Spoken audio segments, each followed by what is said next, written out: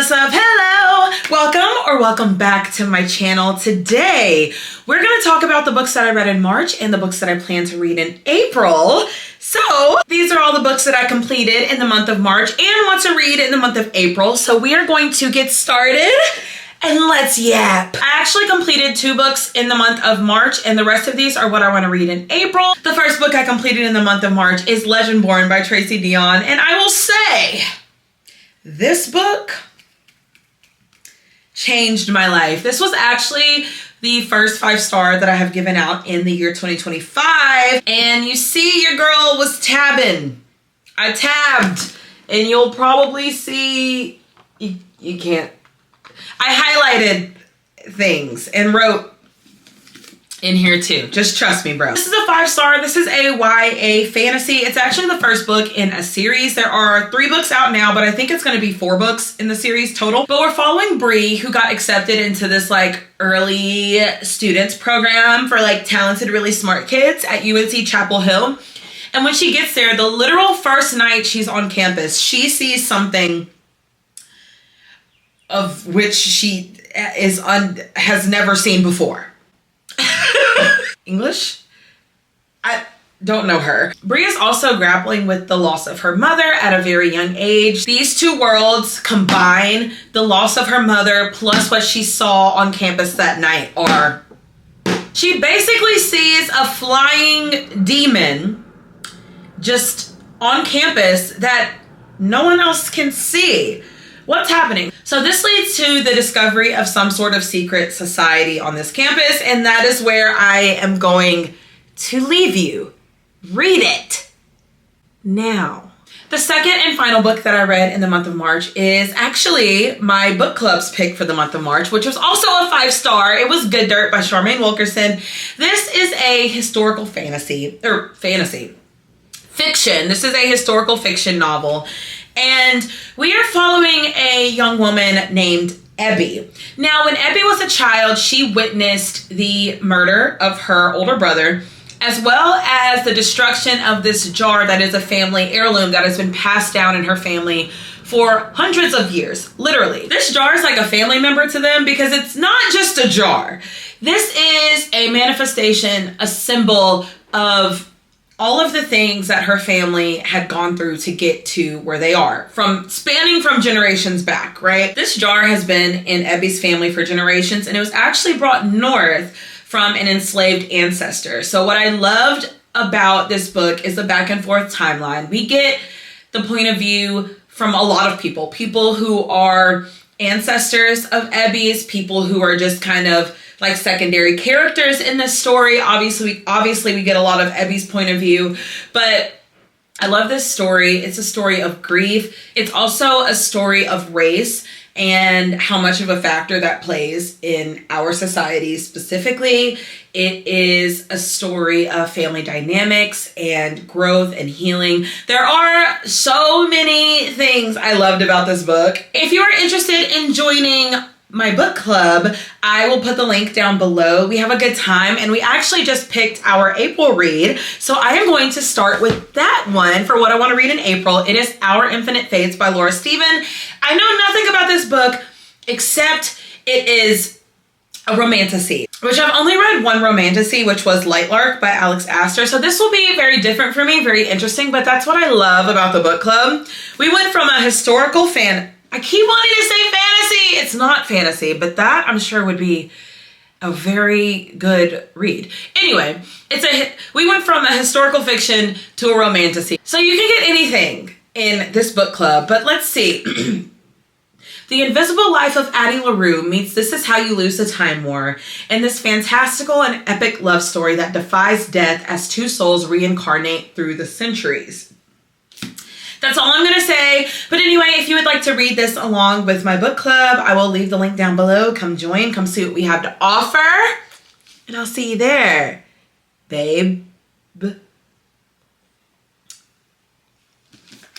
Next, and what I'm really excited about, and if you are following me on my social medias, you already know this probably, but I am reading the Hunger Games series for the first time. So, okay, hold on. This stemmed from the newest book that just came out. Sunrise on the Reaping. This is all Sunrise on the Reaping's fault. So I am currently in the middle of Hunger Games, which I am over halfway done. But I will definitely be reading these, and I might not finish them all in the month of April, but this is the plan, Stan. That's why I personally call it a TBD instead of a TBR, because it's more like to be determined. Yeah. I am reading The Hunger Games for the first time ever, and I am also going to be documenting it for YouTube. So the next video that I post is going to be a reading vlog, reacting, rating, reviewing, all the things of this book. I decided I'm going to split them up into different reading vlogs. I was debating on if I wanted to just put all of the books in one vlog, but I think it will be a little bit more fun to split it all up. Anyway, I know I don't have the newest one because I bought the paperback box set, and obviously that one's not out in paperback, but when it is out in paperback, Sunrise on the Reaping, I will definitely be picking it up. So that I know I don't have the completed series. Somehow when I said that I bought the paperback box set on social media, everyone thought I was saying I bought the entire series up to date. I never said that. Okay?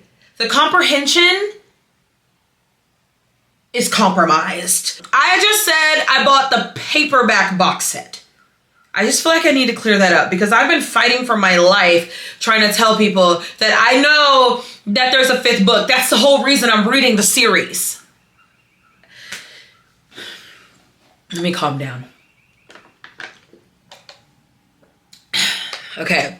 This should be coming soon because I've definitely been filming my clips. So that should be up at the end of this week. I'm so excited. I might finish it today, but I'm scared and I'm trying to take my time and savor it all. So very excited. I will be reading the Hunger Games series. Let me know if you want me to react to the movies as well.